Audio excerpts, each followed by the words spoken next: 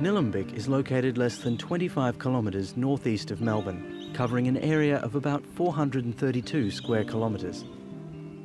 Our 64,000 residents feel connected to their local townships and have a strong sense of community. They value and want to protect the green wedge. We have the most beautiful aesthetic out here with the rolling hills and the valleys, the waterways. We have the Yarra River running through Nillumbik. It's often the tree canopy that people most recognise as creating the beautiful area we are.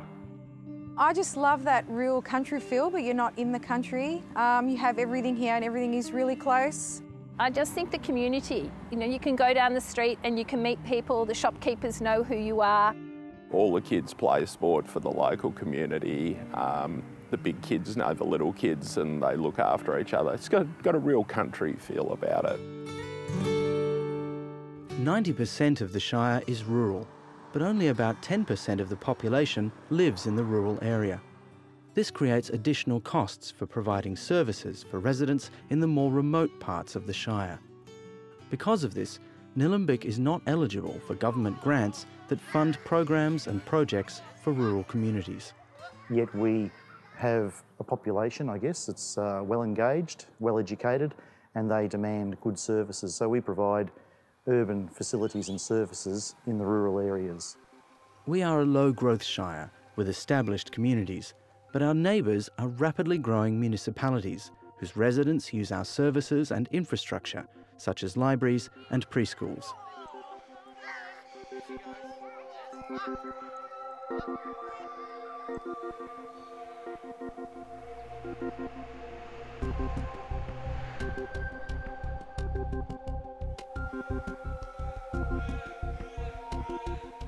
Our road network is heavily impacted by the volumes of commuters who travel through our Shire to get to work and access services. Our residents are active and walking for recreation is the most popular leisure activity, followed by aerobics or fitness, swimming, cycling and running. Nillumbik's participation in more structured sports such as tennis, football and netball are all higher than the state and national averages.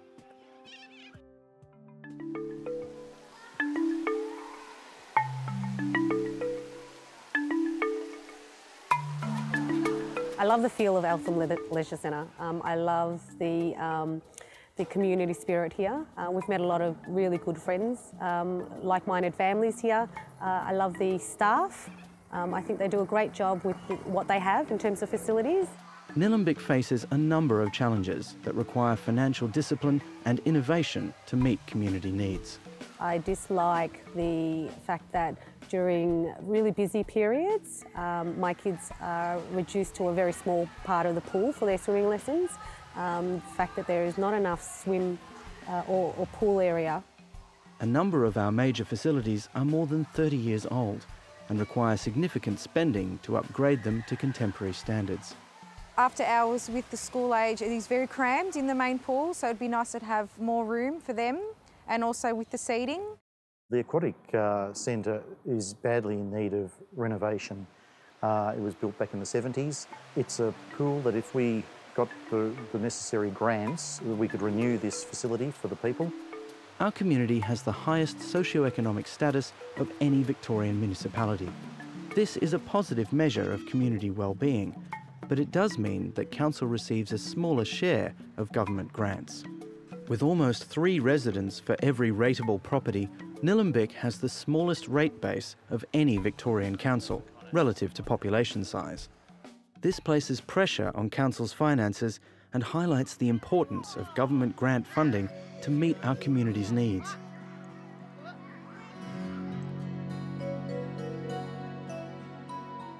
For me, the redevelopment of the Diamond Creek Community Centre would be a hub, a busy place where I could come and go and learn and share and meet.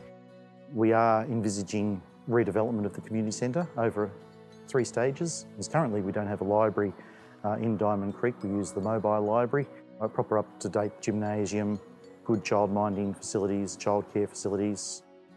Diamond Creek is our 2nd largest activity centre in the Shire, and it needs to have modern, up-to-date facilities.